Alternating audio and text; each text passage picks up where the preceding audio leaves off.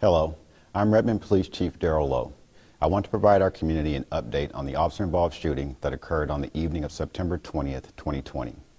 The shooting resulted in the death of 39-year-old Andrea CHURNA. I begin this update by offering my condolences to Mrs. CHURNA'S family. I am committed to a thorough, comprehensive, and transparent review of this volatile incident to ensure appropriate tactics were used and the officers' actions were appropriate. The bottom line is life was lost, and the lives of the officers who responded are forever changed. We must not let perception overrule reality. In accordance with Initiative 940, the King County Sheriff's Office has been conducting an independent investigation of the actions of the officers and the events that led to Ms. CHURNA'S death. The case has been presented to the King County Prosecutor's Office. Once they determine the investigation is complete, I will receive a copy of the Sheriff's Office investigation, and we will begin an internal review of the officers' actions and events that led to the officers' use of force. This one comes to us from the SeattleTimes.com. This is one where a retired police commander found out just what the police are like. In some cases, not all cases, but a retired police commander goes, whoa, hey, I can't get no help here. I don't know. I'm going to leave that up to you. But it's a sad one. We move on. Andrea CHURNA thought someone was trying to kill her when she called Redmond police for help on the night of September 20th, 2020. We're tracking breaking news happening right now in Redmond, where police shot and killed a woman at an apartment complex. King 5's Kayla Lafferty spoke with public information officer on scene. What is the latest, Kayla? Well, the latest is that we know a 39-year-old woman was shot and killed in this apartment complex this morning. Well, last night, actually, here in Redmond. There still are some investigators on scene. We've watched them walk in and out of the building over the last 30 or so minutes since we've been here. Raised around cops, she did what she was asked to do when police arrived to find her armed with a handgun. She was raised around cops because her father is a retired police commander. She put the weapon down, walked out of her apartment unarmed, clad in a t-shirt and yoga pants, kind of like what I wear, right? I'm not sure. Hands up, and laid face down on the carpeted hallway floor outside her door, proned out, as officers at the scene described it. But there was an officer just 18 months out of the police academy. Yes, a little rough and tough. I'm going to get somebody. I'm a hero. 18 months out of the police academy, shot the 39-year-old mother 6 times with a high-powered rifle as she lay on the floor 30 feet away. She was in obvious distress and was asking for her ex-husband. But police say they responded to this apartment complex at around 9:30 after a 911 call from a woman who said someone was in her apartment trying to kill her. We're told by police that when officers got to the scene, they saw a woman up on one of the upper balconies of the complex. She told them she was the person who called 911 and that she may have possibly shot somebody. Police say while talking to the woman, she confronted officers with a handgun and they fired shots. Officers tried CPR, but she was pronounced dead on scene. And we do know that the King County Sheriff's Office has taken over the investigation, and we're hoping for more information to come out later this morning. An emotional Michael Thomas, CHURNA'S father, said she called them for help and they killed her for it. This is a nightmare for us. Where is the justice for my daughter? That's as he sat in a dining room table in his home in Port Orchard, which is in Washington. More than a year later, Thomas is dismissive of the process surrounding the investigation of his daughter's death.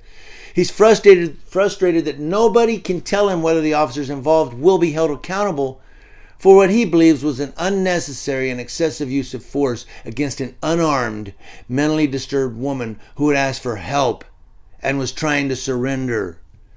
While any father would feel that way in the position, Thomas's opinion carries a certain authority. He's a retired Michigan State police commander who, in a distinguished 32-year career, investigated or oversaw investigations into dozens of police shootings and homicides himself. Now, this is really lengthy. I'll put a link to it in the description box below. I just want to give you bits of it.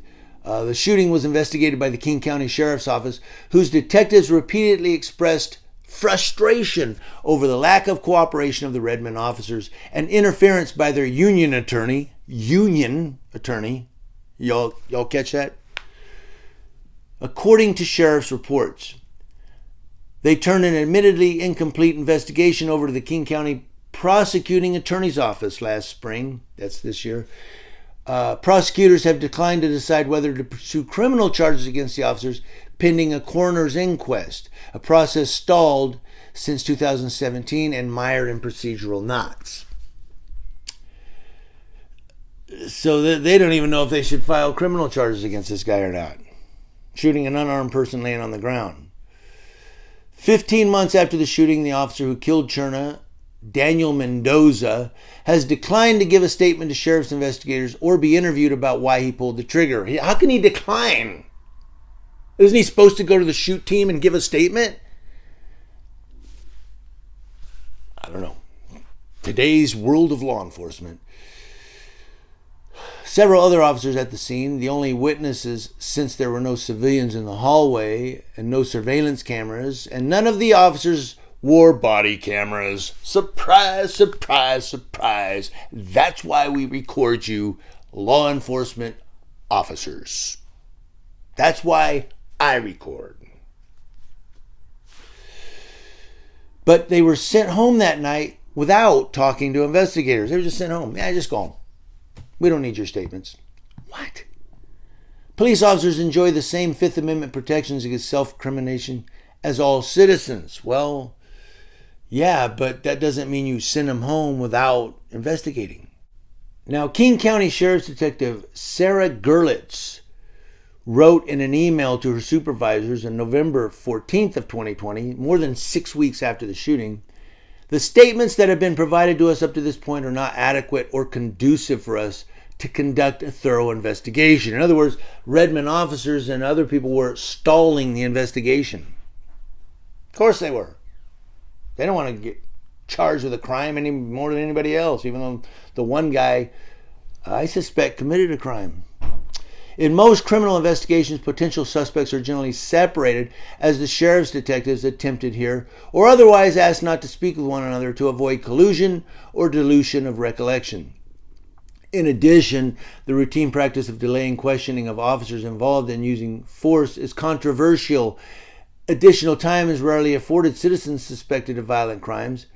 Kim Zack, an attorney hired by CHURNA'S parents, who are planning a lawsuit, said all of those statements are suspect. Yes, I remember the shooting in Fontana at the restaurant. I want to say Foothill. I don't know. It's the King's Court. Am I right? The King's Court. Does that sound familiar? But they had a shooting there, remember? And I rolled up on it. I have a video of it, and they didn't have tape up, so I kind of walked around the back parking lot.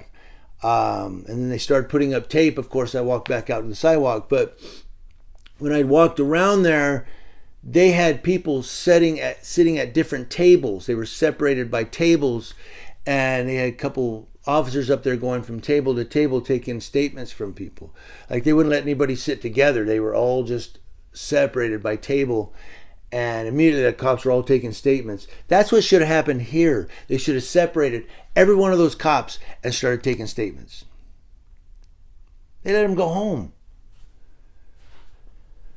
A review of several hundred pages of investigative reports, diagrams, crime scene photographs, and dispatch calls and logs obtained by the Seattle Times through a public disclosure request, that's a FOIA, showed most of the officers continue their silence today. Yeah. Snitches get stitches and end up in ditches, bitches. This past September, just passed, the sheriff's criminal investigation was completed. Redmond Chief Darrell Lowe announced he was launching an internal investigation more than a year later into the shooting, stating he had employed the Force Science Institute out of Illinois to provide an independent force review and analysis of the shooting. I don't trust him. He hired his own Force Science Institute. They will know what to do. No, because you hired him and you're the police chief. That's called conflict of interest. However, FSI has been denounced by civil rights attorneys, psychologists, and the Department of Justice for its methods and conclusions. No big surprise there that he hired him. Hey, I'll hire these guys. They their methods are questionable. I'll hire them. This internal review will focus on our response, tactics, and adherence to policy and procedures. I will also have an external review of all findings from both the independent investigation and our internal review by a scientific institute that specializes in analyzing use of force and advising police agencies on deadly force incidents. After the reviews are complete, we will know if any disciplinary actions, policy changes, additional training, or other actions are necessary. It is the prosecutor's office who will determine if any criminal charges will be filed against any of the officers involved. Based on what limited information I know, I have no reason to believe this will happen. This is why the officers involved will return to duty after a period of administrative leave, which is protocol in these types of incidents. My heart is with Ms. CHURNA'S family and loved ones and my officers and dispatchers involved in this incident. It is a tragedy that this incident had to end with the loss of life. I will continue to share updates with our community as more details become available. Thank you. I'm going to stop here. I'm not going to go on anymore, but it's really long, this story. But the basic gist here is girl calls the police because she thinks somebody's trying to kill her. She's the daughter of a former police commander, so she knows to have a gun. When the cops arrive, she knows to put it down, walk out unarmed, lay down prone, and get shot 6 times. And all the cops are sent home. Nobody's investigated. Now nobody's saying anything. And they're not questioning that. These cops were involved in a fatal officer-involved shooting. Don't they have to? You don't have to say anything. Just shut up. Do your job. What? What do you think?